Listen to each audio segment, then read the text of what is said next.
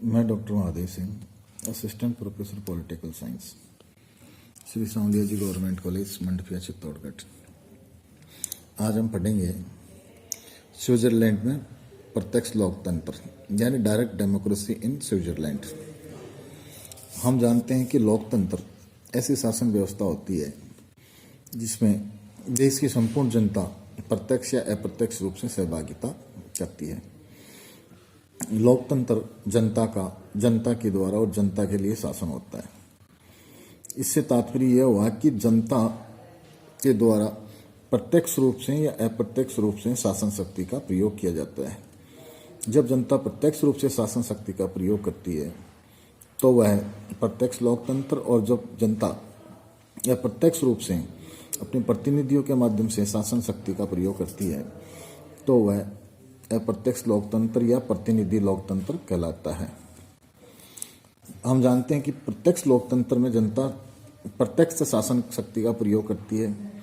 इसका उदाहरण प्राचीन काल में यूनानी नगर राज्य और तथा भारत के वज्जी संघ में प्रत्यक्ष लोकतंत्र तात्मक शासन पद्धति प्रचलित थी। परंतु वर्तमान में स्विट्जरलैंड के एक पूर्ण कैंटोन और 4 अर्ध कैंटोनों में प्रत्यक्ष लोकतांत्रिक शासन पद्धति प्रचलित है। जो स्विट्जरलैंड के जो प्रत्यक्ष लोकतंत्र वाले कैंटोन्स हैं उनमें उनके नाम निम्न प्रकार हैं: गलेरस, ओबवाल्डेन, निडवाल्डेन, इनर अपेंजल एवं आउटर अपेंजल।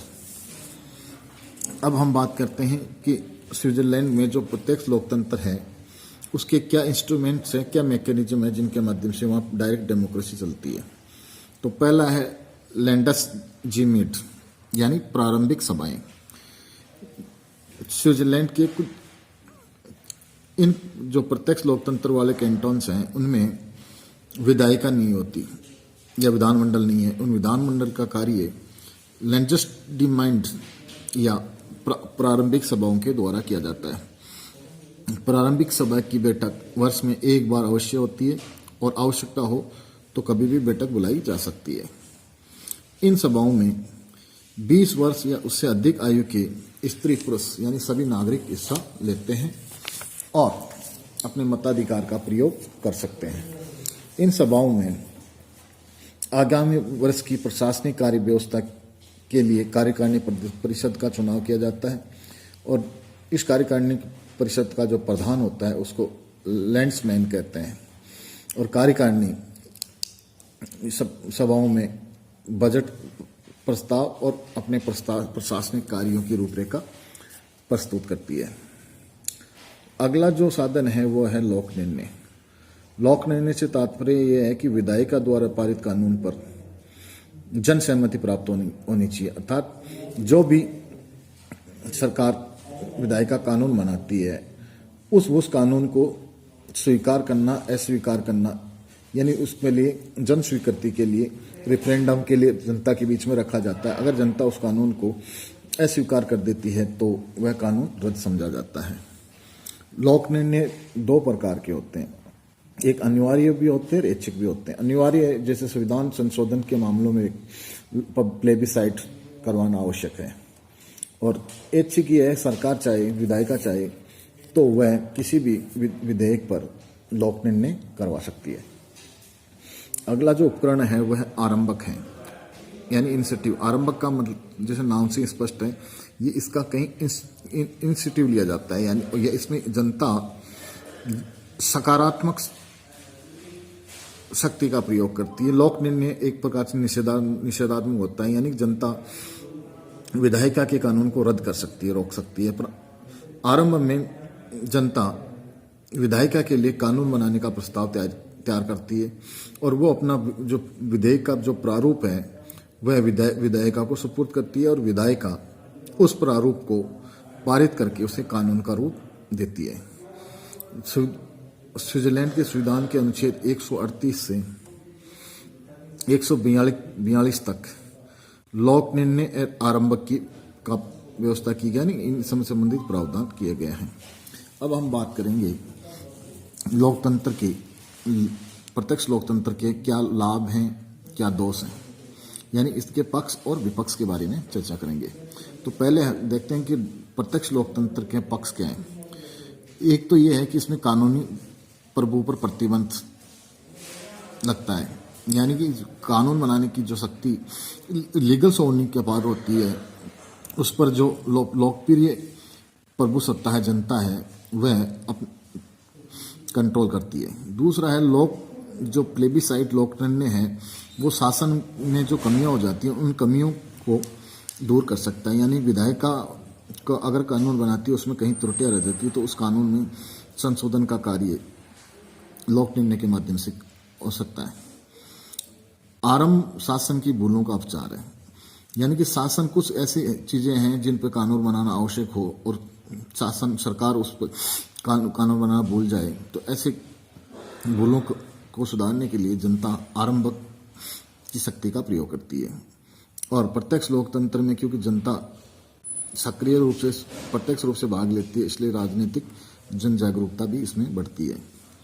और अगली जो विशेषता है वह विधायिका कर्तव्य के प्रति सजग हो जाती है, क्योंकि विधायिका को पता है कि अगर उन्होंने काम अपने कर्तव्यों को सजगता से निर्वहन नहीं किया, जागरूकता से निर्णय नहीं हुआ, तो जनता स्वयं कानून बनाना शुरू कर देगी।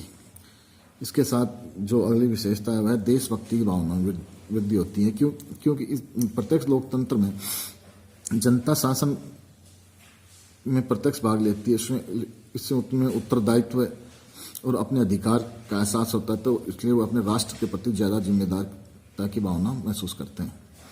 अब हम प्रत्यक्ष लोकतंत्र के दोषों की चर्चा करते हैं। तो पहला है जन सामान्य कानूनों की जटिलता को सही तरीके से नहीं समझ पाते, क्योंकि कानून निर्माण की प्रक्रिया है वह एक जटिल प्रक्रिया है। उसमें कई प्रकार के दांवपेच होते हैं, जटिलताएं होती है और आम जन इन जटिलताओं से परिचित नहीं होता, इसलिए कानून सही तरीके से नहीं बन पाते हैं। अगला है दोष है विधायिका के सम्मान में कमी हो जाती है, क्योंकि कानून बनाना विधायिका का क्षेत्राधिकार है और उस क्षेत्राधिकार के अंदर आम जनता हस्तक्षेप करने लग जाए तो कहीं न कहीं उसकी शक्तियां और सम्मान में कमी हो जाती है।